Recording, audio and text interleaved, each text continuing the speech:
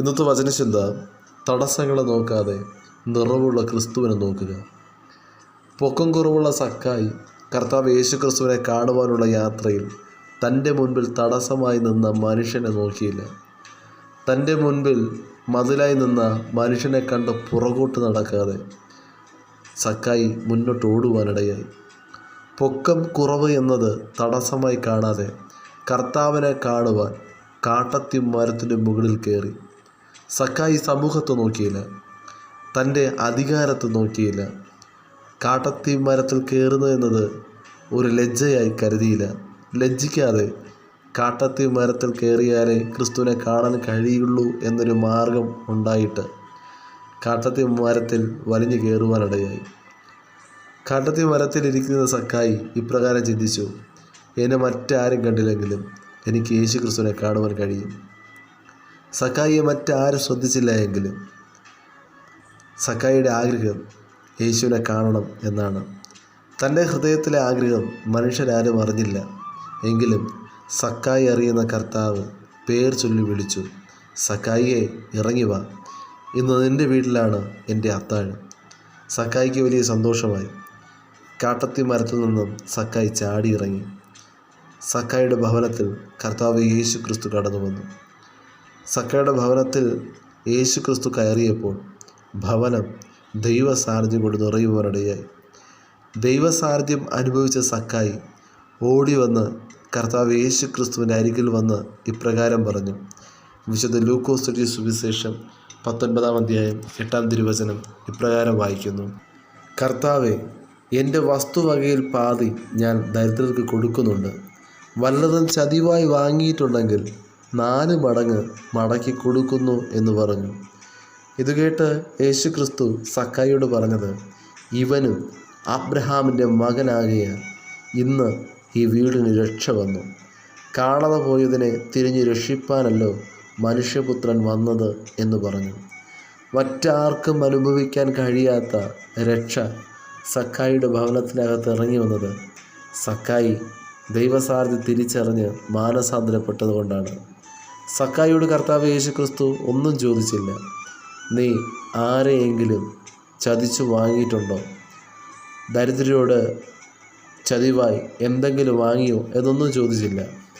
എന്നാൽ പാപിയായ മനുഷ്യനാണ് എന്ന് പറഞ്ഞ് എല്ലാവരും സക്കായിയെ നോക്കി പിറുപിറുക്കുമ്പോൾ സക്കായി കർത്താവിനോട് പറഞ്ഞത്: കർത്താവേ, എൻ്റെ വസ്തുവകയിൽ പാതി ഞാൻ ദരിദ്രർക്ക് കൊടുക്കുന്നുണ്ട്. വല്ലതും ചതിവാ വാങ്ങിയിട്ടുണ്ടെങ്കിൽ 4 മടങ്ങ് മടക്കി കൊടുക്കുന്നുവെന്ന്. അതുകൊണ്ട് മറ്റാർക്കും അനുഭവിപ്പാൻ കഴിയാത്ത രക്ഷ സക്കായിയുടെ ഭവനത്തിനകത്ത് കടന്നു വരുവാനിടയായി. വചനം ശ്രവിക്കുന്ന പ്രിയ ദൈവജനമേ, ദൈവസാന്നിധ്യം മുറുകെ പിടിക്കുമ്പോൾ നമ്മുടെ ജീവിതത്തിനകത്ത് വ്യത്യാസമുണ്ടാകും. നമ്മുടെ ജീവിതത്തിനകത്ത് രക്ഷ കടന്നു വരുവാനിടയാകും. സക്കായി വസ്തുവകയിൽ പകുതി ദരിദ്രർക്ക് കൊടുക്കുവാൻ തയ്യാറായി. ചതിവായി വാങ്ങിയതിന് പകരം 4 ഇരട്ടി കൊടുക്കുവാൻ തയ്യാറായി. അതിനാൽ അബ്രഹാമിൻ്റെ മകൻ എന്ന് വിളിക്കപ്പെടുന്ന രീതിയിൽ സക്കായിക്ക് വലിയൊരു രക്ഷ ഭവനത്തിൽ കടന്നു വന്നു.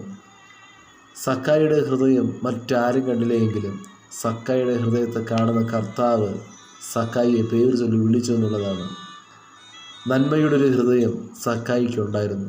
നമ്മുടെ ഹൃദയത്തെയും കർത്താവ് നോക്കുന്നുണ്ട്. നന്മയുടെ ഹൃദയമാണ് നമുക്കുള്ളത്.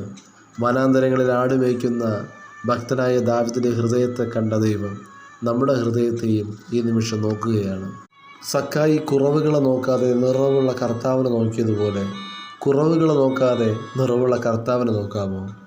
കുറവുകൾ നോക്കാതെ, തടസ്സങ്ങളെ നോക്കാതെ, കുത്തുവാക്കുകൾ നോക്കാതെ, വേദന നൽകുന്ന വാക്കുകൾ പറയുന്ന മനുഷ്യനെ നോക്കാതെ, വേദനയുള്ള ചിന്തകളെ ഓർക്കാതെ, മനസ്സിലെ ഭാരങ്ങൾ മാറ്റിവെച്ച് നിറവുള്ള ക്രിസ്തുവിനെ നോക്കുവാൻ വിശ്വാസത്തോടുകൂടെ സക്കായി മുന്നോട്ട് ഓടിയതുപോലെ സകല ഭാരത്തെയും മുറുകെ പറ്റുന്ന പാപത്തെ ഉപേക്ഷിച്ച് വിശ്വാസക്കളത്തിൽ സ്ഥിരതയോടുകൂടെ ഓടാമോ? ദൈവത്തിൻ്റെ മഹത്വം നമ്മുടെ ഭവനത്തിൽ, നമ്മുടെ വ്യക്തിപരമായ ജീവിതത്തിൽ വെളിപ്പെടുവാനിടയാകും. സക്കായിക്ക് മാനസാന്തരം കടന്നു വന്നതുപോലെ നമ്മുടെ ജീവിതത്തിനകത്ത് വലിയ വ്യത്യാസമുണ്ടാകും. വചനം ശ്രമിക്കുന്ന പ്രിയ ദൈവജനമേ, ഈ നിമിഷം ഹൃദയത്തിലെ ഭാരങ്ങളെ കർത്താവിൻ്റെ കരങ്ങളിൽ കൊടുക്കാമോ? നമ്മുടെ ഹൃദയത്തെ കാണുന്ന ദൈവമുണ്ട്. തൻ്റെ ഭക്തന്മാരുടെ ഹൃദയത്തിൻ്റെ താല്പര്യമൊക്കെയും ദൈവം നിവർത്തിക്കുമെന്ന് തിരുവചനം കാണപ്പെടുന്നുണ്ട്. വെല്ലുവിളികളെ, തടസ്സങ്ങളെ, പരാജയങ്ങളെ നോക്കാതെ കർത്താവിൻ്റെ അരികിലേക്ക് ഓടിച്ചെല്ലുക. കർത്താവിന് നമ്മുടെ ഭവനത്തിലേക്ക്, നമ്മുടെ ജീവിതത്തിലേക്ക് ക്ഷണിക്കാമോ? ഗേലിലെ കാനാവിലെ കല്യാണ വിരുന്നിൽ കർത്താവ് യേശുക്രിസ്തുവിനെ ക്ഷണിച്ചത് കൊണ്ടാണ് ഭവനത്തിനകത്ത് നിറവിൻ്റെ അനുഭവം കടന്നു വന്നത്, ശൂന്യത മാറിയത്. വചനം ശ്രമിക്കുന്ന പ്രിയ ദൈവജനമേ, ഈ നിമിഷം കർത്താവിൻ്റെ കരങ്ങൾ നമ്മെ എത്തിച്ച് പ്രാർത്ഥിക്കും. കർത്താവെ, സക്കായുടെ ഭവനത്തിൽ കടന്നു വന്നതുപോലെ എൻ്റെ ഭവനത്തിൽ അങ്ങ് കടന്നു വരണമേ. ഗേലിലെ കാനാവിൽ കല്യാണത്തിൽ കടന്നു വന്നതുപോലെ ഞങ്ങളുടെ ഭവനത്തിൽ കടന്നു വരണമേ. രക്ഷയുടെ അനുഭവം വരണമേ. ശൂന്യതകളെ മാറ്റണമേ. നിറവിൻ്റെ അനുഭവത്തെ നൽകണമേ എന്ന് കർത്താവിനോട് പ്രാർത്ഥിക്കാം. വചനം ശ്രമിക്കുന്ന ഏവരുടെ ജീവിതത്തിനകത്ത് ആത്മിക ഭൗതികമായ നന്മകൾ നൽകി ദൈവം മാനിക്കട്ടെ. കുറവുകളെ നോക്കാതെ നിറവുള്ള കർത്താവിനെ നോക്കുവാൻ വചനം ശ്രമിക്കുന്ന ഏവരെയും കർത്താവ് സഹായിക്കുമാറാകട്ടെ. God bless you. ആമേൻ.